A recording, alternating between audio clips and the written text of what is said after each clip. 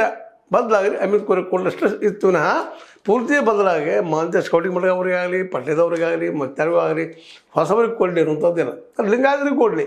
ಯಾಕಂದ್ರೆ ಲಿಂಗಾಯತ ಸೊಸೈಟಿ ಅವ್ರು ಮಾಡಲಿಲ್ಲ ಅಡ್ಡಿ ಇಲ್ಲ ಅನ್ನುವಂಥ ಯಾರೂ ಓಪನ್ ಆಗಿ ಮಾತಾಡಲಿಲ್ಲ. ಆ ದಿಶೆಯಲ್ಲೇ ನಮ್ಮ ಯೂಟ್ಯೂಬರ್ಗಳಾದ ಅದರಲ್ಲೂ ವಿಶೇಷವಾಗಿ ಈಗಾಗಲೇ ಹೆಸರು ಹೇಳಿದಂತಹ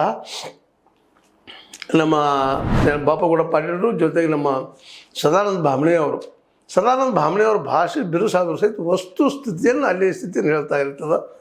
ಅದೇ ಕಾಲಕ್ಕೆ ಬಾಪಗೌಡರು ಸಹಿತ ಆ ವಿಷಯವನ್ನು ಮೇಲೆ ಪ್ರಸ್ತಾಪ ಮಾಡಿದರು. ಒಟ್ಟು ಒಂದು ಪರಿಣಾಮ ಏನಪ್ಪ ಇಷ್ಟ ಬದಲಾಗಿದ್ದು ಅಂದರೆ ಒಂದು 20-30% ಶಕ್ತಿ ನಮ್ಮ ಯಾರಪ್ಪ ಕೋರೆಯವರು ಅಂದರೆ ಪ್ರಭಾಕರ್ ಕೋರೆಯವರು ಕಡಿಮೆ ಆಗಿದೆ. ಆದರೂ ಸಹಿತ ಇನ್ನು 30-40% ಅವರ ಮಗನ ಕೈಯಲ್ಲಿ ಅದ. ಹೀಗಾಗಿ ಅವ್ರ ಮನೆಯಲ್ಲಿನ ಅಧಿಕಾರ ಉಳಿದದು. ಅವ್ರು ಏನು ಹೇಳ್ತಾರೆ ಅದನ್ನು ಹಿಡಿಯುವಂಥದ್ದು ಇರಲಿ.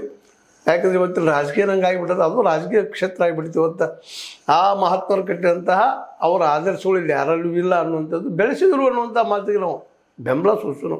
ಹೌದು, ಇಂಥ ಒಂದು ಕಾಂಪಿಟೇಟಿವ್ ಯುಗದೊಳಗೆ ಪ್ರಯತ್ನ ಮಾಡಿ ಅದನ್ನು ಕಟ್ಟಿದರು ಬೆಳೆಸಿದರು ನಮ್ಮ ಕೋರೆಯವರು. ಅದರಲ್ಲಿ ತಮ್ಮ ಅಂಡರ್ದಲ್ಲಿ ಇಟ್ಕೊಳ್ಳುವಂಥ ವ್ಯವಸ್ಥೆ ಮಾಡಿಕೊಂಡ್ರು ಅನ್ನುವಂಥ ಒಂದು ಆರೋಪ ಅವ್ರ ಮೇಲೆ ಸದಾ ಇದ್ದೇ ಇರ್ತದೆ.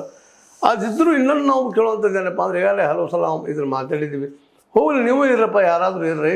ಯಾಕಂದ್ರೆ ಈಗಾಗಲೇ ಸಂಪ್ರದಾಯ ಪ್ರಕಾರ ಈಗೇನು ನಿರ್ದೇಶಕರು ಇವ್ರ ಮೇಲೆ ಬೇರೆದವ್ರು ಯಾರು ಬರೋಕ್ಕಿಲ್ಲ. ಇವರ ಮಕ್ಕಳು ಇವ್ರ ಮೊಮ್ಮಕ್ಕಳು ಇವರೇ ಬರ್ತಾ ಹೋಗ್ತಾ ಇದ್ದಾರೆ. ಅದರಲ್ಲಿ ಮುಖ್ಯವಾಗಿ ಮಾತೇಶ್ ಶಿವಾನಂದ ಕೌಜರಿಗೆ ಆಯಿತು.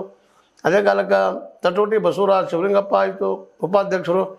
ಬಾಗೇವಾಡಿ ಪ್ರವೀಣ್ ಅಶೋಕ, ಡಾಕ್ಟರ್ ದೊಡ್ಡವಾಡ ಪ್ರೀತಿ ಖರನ್ ಅವರು, ಮುಂದೆ ಕವಟಿಗೆ ಮಹಾಂತೇಶ್ ಮಲ್ಲಿಕಾರ್ಜುನವರು, ಕೊಳ್ಳಿ ಮಲ್ಲಿಕಾರ್ಜುನ ಚನ್ನಬಸಪ್ಪ ಅವರು, ಮೆಟಗುಡ್ ವಿಜಯ ಶ್ರೀಶೈಲಪ್ಪ ಅವರು, ಮನವಳ್ಳಿ ಮಂಜುನಾಥ್ ಶಂಕರಪ್ಪನವರು, ಪಾಟೀಲ್ ಬಸವರಾಜ್ ರುದ್ರಗೌಡರವರು, ಡಾಕ್ಟರ್ ಪಾಟೀಲ್ ವಿಶ್ವನಾಥ್ ಈನಗೌಡರು, ಪಾಟೀಲ್ ಯಲ್ಲನಗೌಡ, ಶಿವಮೊಗ್ಗಪ್ಪ ಆಗಿರ್ಬೋದು, ಪಟೇಲ್ ಅನಿಲ್, ವಿಜಯ ಬಸಪ್ಪ ಇವರೆಲ್ಲ ಆಡಳಿತ ಮಂಡಳಿಯ ಸದಸ್ಯರು.